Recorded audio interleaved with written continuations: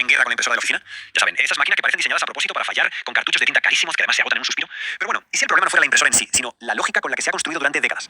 Hoy vamos a analizar una tecnología que no solo busca arreglar la impresora, sino que la transforma en algo que no tiene nada que ver. A ver, vamos a meternos de lleno en esto. Fijaos en el contraste. A la izquierda, la impresora que todos conocemos, diseñada para quedarse obsoleta, un pozo sin fondo de dinero y recursos que lo único que hace es imprimir información estática muerta. Y a la derecha, la nueva visión, un aparato robusto, con un coste bajísimo y que, como vamos a ver, no imprime información, sino que crea tecnología activa. Esta diferencia es la clave de todo. Y claro, esto nos lleva a la pregunta del millón. ¿Por qué las impresoras están hechas para ser tan increíblemente ineficientes? La respuesta en realidad es sencilla. Es un modelo de negocio que se basa en vender consumibles caros. Para romper con ese modelo no basta con una pequeña mejora. Hace falta una revolución total en el concepto de la tinta. Y esa revolución, curiosamente, empieza aquí, en una pastilla. La solución al problema de la tinta es, irónicamente, olvidarse por completo de la tinta líquida. Vamos a ver cómo funciona este sistema, que es una genialidad. El proceso es de una simpleza que asombra. Fijaos en los pasos. Primero, se añade agua, simple y llanamente agua, el disolvente universal. Segundo, se aplica un pulso eléctrico muy preciso a esa pastilla sólida. Y tercero, ese pulso libera la cantidad justita de pigmento que se necesita creando la tinta solo cuando hace falta. O sea, se acabaron los cartuchos llenos de líquido que se secan, se atascan o se malgastan. Y aquí, en esta tabla, es donde se ve el impacto real. Es que el contraste es brutal. El coste por página pasa de ser alto a ser, bueno, ultra bajo. El impacto ambiental se reduce a la mínima expresión, porque nos olvidamos de plásticos y químicos. E incluso el mantenimiento, que pasa de ser una limpieza de cabezales frecuente y un fastidio, a una autolimpieza automática con los mismos pulsos eléctricos. Es que se mire por donde se mire, es una mejora abismal. Pero ojo, que crear tinta bajo demanda es solo la mitad de la historia. El verdadero salto de ingeniería, lo que hace que este sistema sea prácticamente infalible, es cómo sabe cuánta tinta tiene que crear. Y la solución no es ver, sino sentir con electricidad.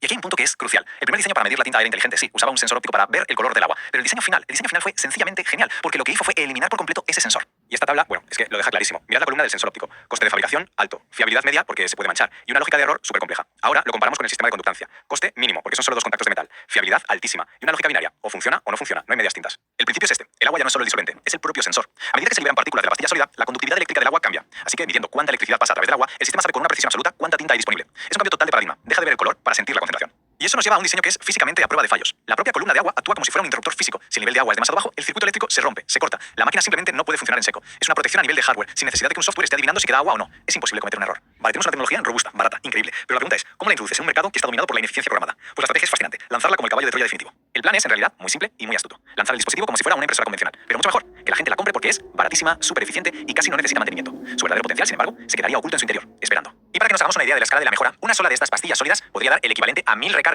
Mil veces, que lo único que habría que hacer es añadir un poco de agua. El argumento de venta es tan potente que se vende solo. Y aquí es donde todo cambia, porque como dice esta cita, esto no es un periférico de oficina, es una fábrica de hardware de sobremesa. Ahora sí, pasemos a ver el verdadero propósito de esta máquina. Bueno, pues hemos llegado al corazón de esta revolución. La verdadera finalidad de este aparato no es poner letras bonitas en un papel, es nada más y nada menos que imprimir circuitos que funcionan. La idea es tan simple como brillante. Si sustituyes la pastilla de pigmento por un cátodo de metal, ya sea cobre, plata o incluso grafeno, la tinta que se genera ya no es solo color, se convierte en un camino conductor, un cable líquido que se seca. La impresora deja de dibujar para empezar a construir de verdad. Esta diapositiva lo resume todo a la perfección. Pensemos en el cambio de concepto. La impresora de toda la vida usa papel para crear información muerta, algo que solo podemos leer. Este nuevo dispositivo, en cambio, usa polímeros, vidrio o cerámica para crear hardware activo, cosas que tienen una funcionalidad electrónica real. No es solo un paso de la información a la acción, es el paso de leer a hacer. Y claro, las implicaciones de tener una fábrica en el escritorio son enormes. Esto ya no es una simple mejora tecnológica, es una democratización total de la capacidad de crear. Si lo ponemos en contexto, es como la siguiente etapa lógica. La impresora convencional nos dio la creación visual, luego llegó la impresora 3D y nos dio la creación estructural, la de las formas. Pues bien, este dispositivo, este nexo de lógica libre, nos da la creación funcional, la capacidad de fabricar autonomía, de crear sistemas activos. Es la pieza del puzzle que faltaba. Al final, la gran visión es una de soberanía tecnológica, la capacidad de crear los controladores, los sensores o las interfaces que se necesiten justo cuando se necesiten, de imprimir un circuito en minutos, en lugar de tener que pedirlo y esperar semanas a que llegue. Es, en el fondo, una infraestructura para la expansión, una herramienta que se puede replicar en cualquier sitio, desde una aldea remota hasta una base en el espacio profundo. Y todo se resume en esta meta, que es casi filosófica,